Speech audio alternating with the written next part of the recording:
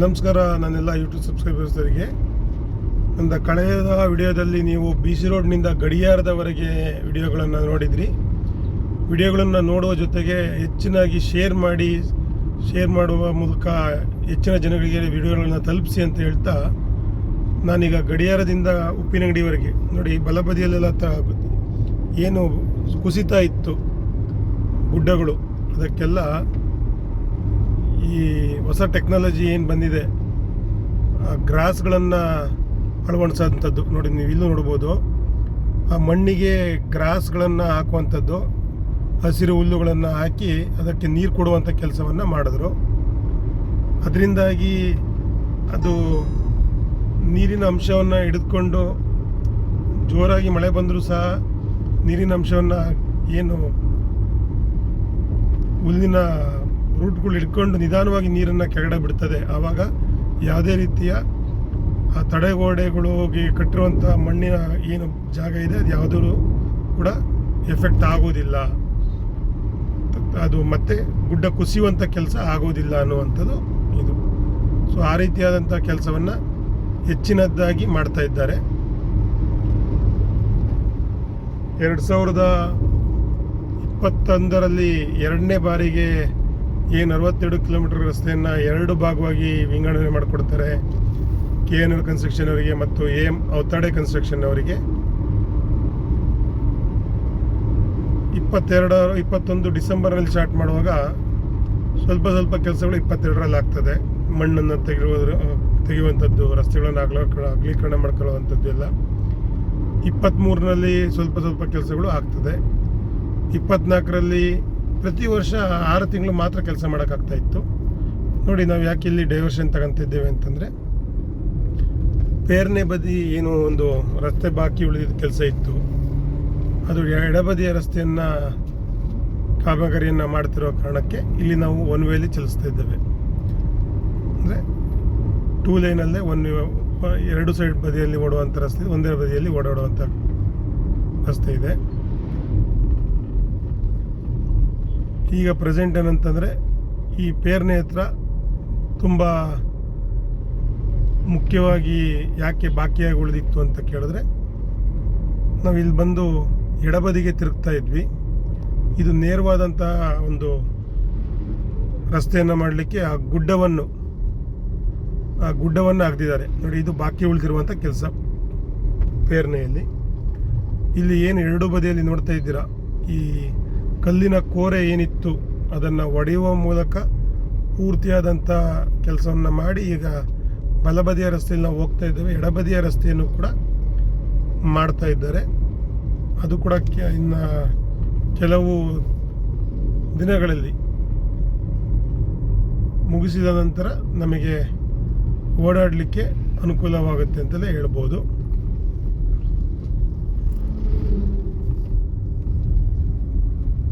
ಪೇರ್ನೆ ಹತ್ರ ಬಾಕಿ ಉಳಿದಿದ್ದಂಥ ಕೆಲಸ ಈಗ ಇಷ್ಟು ಪ್ರಮಾಣವಾದ ಕೆಲಸ ಮುಗಿದಿರ್ತದೆ ಅಂತ ಹೇಳ್ತಾ ಇದ್ದೇನೆ.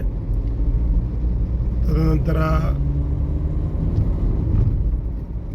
ನೋಡಿ, ಇಲ್ಲಿ ಸಹ ಮೊನ್ನೆ ಈ ಗುಡ್ಡದ ಜಾಗಕ್ಕೆ ಮಣ್ಣಿನ ಸಮವನ್ನು ಮಾಡ್ಕೊಂಡಿದ್ದಾರೆ. ಅದಕ್ಕೂ ಕೂಡ ಗ್ರಾಸನ್ನು ಹಾಕುವಂಥ ಕೆಲಸವನ್ನು ಮಾಡಲಿಕ್ಕೆ ಹೊರಟಿದ್ದಾರೆ. ಕಳೆದ ವರ್ಷ ಮಳೆಗಾಲದಲ್ಲಿ ರಸ್ತೆ ಓಪನ್ ಆದ ನಂತರ ಸಹ ಒಂದು ಭಾಗ ಗುಡ್ಡ ಕುಸಿದಿತ್ತು ನೋಡಿ. ಇಲ್ಲಿ ಸಹ ಗ್ರಾಸನ್ನು ಅಳವಡಿಸಿದ್ದಾರೆ ಗುಡ್ಡಕ್ಕೆಲ್ಲ. ಈ ರೀತಿಯಾದಂಥ ಕೆಲಸ ಮಾಡ್ತಿರೋದ್ರಿಂದ ಈ ಕೆಲಸ ಮಾಡಿ ಮುಗಿದ ನಂತರನೂ ಸಹ ತೊಂದರೆಗಳು ಆಗಬೇಕು. ಆದಾಗನೇ ಏನಾಗ್ತದೆ ಅಂತಂದರೆ, ಅದಕ್ಕೆ ಒಂದು ಒಳ್ಳೆಯ ಫೈನಲ್ ಟಚ್ಚನ್ನು ಕೊಡುವಂಥದ್ದು ಆಗ್ತದೆ. ರಸ್ತೆ ಆಗಿ 2-3 ವರ್ಷ ಆದ ನಂತರ ಏನು ತೊಂದರೆ ಆಗ್ತದೆ, ಆವಾಗ ಮಾಡಲಿಕ್ಕೆ ಹೋದಾಗ ಏನಾಗ್ತದೆ, ಅದು ಮತ್ತೆ ರಸ್ತೆಯಾಗಿ 3 ವರ್ಷಕ್ಕೆ ಹಾಳಾಯಿತು, 4 ವರ್ಷಕ್ಕೆ ಹಾಳಾಯಿತು ಅನ್ನುವ ಮಾಹಿತಿಯನ್ನು ಹಾಕ್ತಾರೆ. ಮೊದಲು ಈ ರೀತಿಯಾದಂಥ ಒಂದು ಹೊದಿಕೆಯನ್ನು ಒದಿಸುವಂಥದ್ದು ಮಾಡ್ತಾಯಿದ್ರು ಗುಡ್ಡಗಳಿಗೆ. ಅದು ಸಹ ಕುಸಿದು ಬೀಳ್ತಿರೋದ್ರಿಂದ ನೋಡಿ, ಈಗ ಈ ರೀತಿಯಾದಂಥ ಒಂದು ಗ್ರೀನ್ ಗ್ರಾಸ್ಗಳನ್ನು ಅಳವಡಿಸ್ತಿದ್ದಾರೆ. ಎರಡೂ ಬದಿಯಲ್ಲಿ ನೋಡ್ಬೋದು ನೀವು, ಗ್ರೀನ್ ಗ್ರಾಸ್ಗಳನ್ನು ಅಳವಡಿಸ್ತಿದ್ದಾರೆ. ಅದು ಅದಕ್ಕೆ ಮತ್ತೆ ನೀರನ್ನು ಕೂಡ ಕೊಡ್ತಾ ಇದ್ದಾರೆ ರೆಗ್ಯುಲರಾಗಿ. ಇದು ಕೂಡ ಮುಖ್ಯವಾಗಿ ಬಾಕಿ ಉಳಿದಿದ್ದಂತಹ ಕೆಲಸ. ಕಳೆದ 2-3 ವರ್ಷಗಳಿಂದ ಇದೊಂದು ಗುಡ್ಡ ನೇರವಾದ ರಸ್ತೆಯನ್ನು ಮಾಡುವ ಕಾರಣಕ್ಕೆ ಬಾಕಿ ಉಳಿದಿದೆ. ಇನ್ನೂ ಸಹ ಬಾಕಿ ಸ್ವಲ್ಪ ಉಳಿದಿದೆ. ಇಲ್ಲಿ ನೀವು ನೋಡ್ಬೋದು, ಇಲ್ಲಿ ಬಲಬದಿಯಲ್ಲಿ ಏನು ಒಂದು ಅವರಿಗೆ ಸರ್ವಿಸ್ ರಸ್ತೆ ಒಂದು ಬೇಕಾಗಿದೆ, 1-2 ಕಡೆ ಜಾಗಕ್ಕೆ ಹೋಗುವಂಥ ರಸ್ತೆಗೆ ಬೇಕಾಗಿದೆ. ಅಲ್ಲಿ ಇದು ಕರ್ವೇಲ್ ಅನ್ನುವಂಥ ಏರಿಯಾ, ಗ್ರಾಮ, ಕರ್ವೇಲ್ ಅನ್ನುವಂಥ ಗ್ರಾಮ. ಇಲ್ಲಿ ನೇರವಾದಂಥ ರಸ್ತೆಯನ್ನು ಮಾಡಲಿಕ್ಕೆ ಸಮಯ ತೆಗೆದುಕೊಂಡಿತ್ತು. 2 ಬದಿಯ ರಸ್ತೆ ರೆಡಿಯಾಗಿದೆ, ಒಂದಷ್ಟು ಬಾಕಿ ಉಳಿದಿದೆ. ಆದರೆ ಈಗ ನಾವೇನು ಕಳೆದ ವಿಡಿಯೋಗಳಲ್ಲಿ ಅಲ್ಲಿ ಬಲಭಾಗಕ್ಕೆ ತಿರುಗಿ ಒಂದು 400-500 ಮೀಟರಷ್ಟು ಬೇರೆ ರೋಡಲ್ಲಿ ಬರ್ತಾಯಿದ್ವಿ. ಈಗ ಅದರ ನೇರವಾಗಿ ಹೋಗ್ತಾ ಇದ್ವಿ ನೋಡಿ. ಇಲ್ಲೂ ಸಹ ಆ ಗ್ರಾಸ್ಗಳನ್ನು ಅಳವಡಿಸುವಂಥ ಕೆಲಸ ಮಾಡಿದ್ದಾರೆ.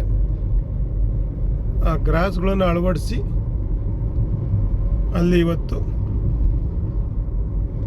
ಎಲ್ಲ ರೀತಿಯ ಅನುಕೂಲವನ್ನು ಮಾಡಿಕೊಡ್ತಾ ಇದ್ದಾರೆ ಅಂತ ಹೇಳ್ಬೋದು. ನಾವು ಮುಂಚೆ ಇಲ್ಲಿ ಬಂದು ಸೇರ್ತಾ ಇದ್ವಿ ಈ ಜಾಗಕ್ಕೆ. ಮತ್ತು ನೀವು ನೋಡ್ಬೋದು, ಇವಾಗ ನಾವು ಗಡಿಯಾರ ಪ್ರದೇಶದಿಂದ, ಅಂದರೆ ಮಾಣಿಯಿಂದ ಮುಂದೆ ಗಡಿಯಾರ ಏನು ಬಂತು ಆ ಜಾಗದಿಂದ ಉಪ್ಪಿನಂಗಡಿ ತಲುಪುವಂಥ ಸಮಯಕ್ಕೆ ಬಂದಿದ್ದೇವೆ. ಕೇವಲ 7-8 ನಿಮಿಷಗಳಲ್ಲಿ ಬಂದಿದ್ದೇವೆ ನಾವೀಗ.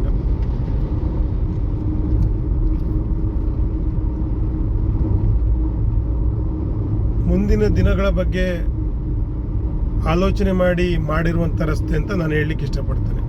ಕಾರಣ ಏನಂತಂದರೆ, ನಾವು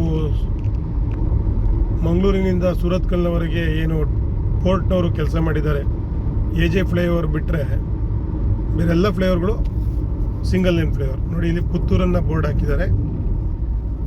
ಪುತ್ತೂರಿಗೆ ಇಲ್ಲೇ ಯಾಕೆ ಬೋರ್ಡ್ ಹಾಕಿದ್ದಾರೆ ಅಂತಂದರೆ, ಆಟೋದವರು ಒನ್ ವೇಯಲ್ಲಿ ಹೋಗಿ ಲಾರಿಗೆ ಸಿಗಾಕೊಂಡಿದೆ. ಈ ಆಪೋಸಿಟ್ ವೇಯಲ್ಲಿ ಹೋಗುವಂಥದ್ದನ್ನು ಅವಾಯ್ಡ್ ಮಾಡಬೇಕು. ಈ ಲೆಫ್ಟಲ್ಲಿ ಇಲ್ಲೇ ತೆಗಿಬೇಕು ನಾವು ಪುತ್ತೂರಿಗೆ ಹೋಗಬೇಕು ಅಂದರೆ ಮುಂದಿನ ದಿನಗಳಲ್ಲಿ. ಇದು ಫ್ಲೈಓವರ್ ಯಾಕೆ ಅಂತ ಅಂದರೆ, ಉಪ್ಪಿನಂಗಡಿಗೆ ಎಂಟ್ರಿ ಆಗುವ ಮೊದಲೇ ಒಂದು ಫ್ಲೈಓವರು.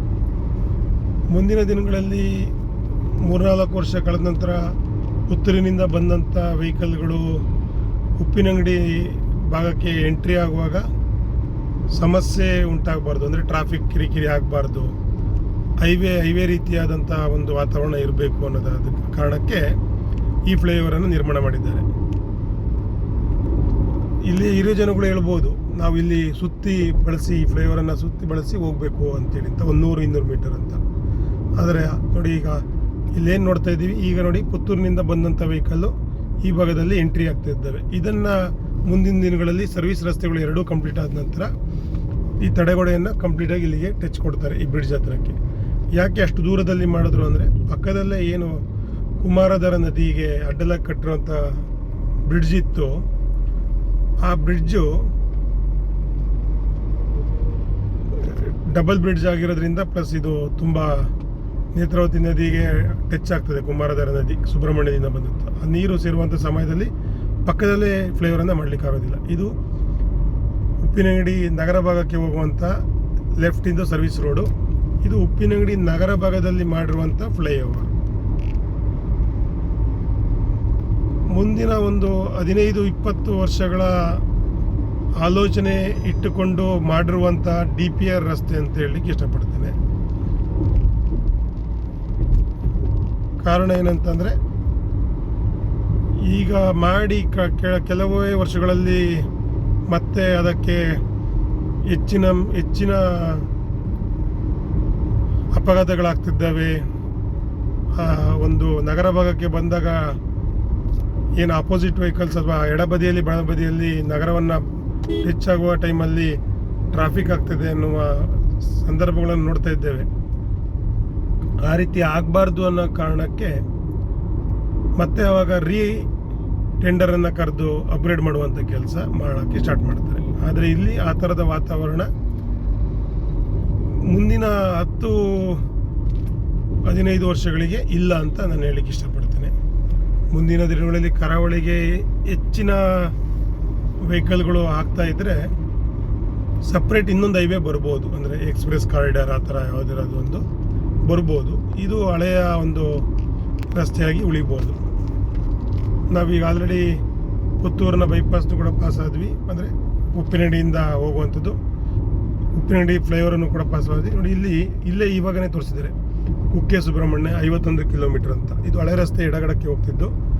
ನೀವು ಕುಕ್ಕೆ ಸುಬ್ರಹ್ಮಣ್ಯಕ್ಕೆ ಕಡಬಕ್ಕೆ ಮತ್ತು ಹೋಗಬೇಕು ಅಂದರೆ ಬಿಸ್ಲೆಘಟ್ಟಲ್ಲಿ ಹೋಗಬೇಕು ನೋಡಿ, ಇಲ್ಲೇ ಲೆಫ್ಟ್ ತೆಗಿಬೇಕು. ಇದಕ್ಕೂ ಸಹ ಫ್ಲೈಓವರ್ ಕೊಟ್ಬಿಟ್ಟಿದ್ದಾರೆ ಇವಾಗನೇ. ಬಲಬದಿಗೆ ಹೋಗಿ ಈಗ ಏನು ಬಲಬದಿ ರಸ್ತೆ ಇದೆ ಆ ಕಾರಣಕ್ಕೆ ಫ್ಲೈಓವರನ್ನು ಮಾಡುವಂಥ ಕೆಲಸವನ್ನು ಮಾಡಿ ಮುಗಿಸಿದ್ದಾರೆ. ಇದಿಷ್ಟು ಏನು ಕೆಲಸಗಳು ಆಗಿರುವಂಥದ್ದು BC ರೋಡ್ನಿಂದ ಕಡಬ ಫ್ಲೈಓವರ್ ಮುಗಿಯುವವರೆಗೂ ಅಂತ ಹೇಳಲಿಕ್ಕೆ ಇಷ್ಟಪಡ್ತೇನೆ. ನಾನು ಈ ವಿಡಿಯೋನ ಗಡಿಯಾರದ ಭಾಗದಿಂದ ಉಪ್ಪಿನಂಗಡಿ ಎಂಟ್ರಿ ಮತ್ತು ಉಪ್ಪಿನಂಗಡಿ ನಗರ ಭಾಗ ಮತ್ತು ಕಡಬ ಸುಬ್ರಹ್ಮಣ್ಯಕ್ಕೆ ತಿರುಗುವಂಥ ಭಾಗದ ಜಾಗವನ್ನು ತೋರಿಸಿ ಇಲ್ಲಿಯವರೆಗೆ ಕೇವಲ ನಾವು BC ರೋಡ್ನಿಂದ ಇಲ್ಲಿಯವರೆಗೆ 20 ರಿಂದ 25 ನಿಮಿಷದಲ್ಲಿ ಬಂದಿದ್ದೇವೆ.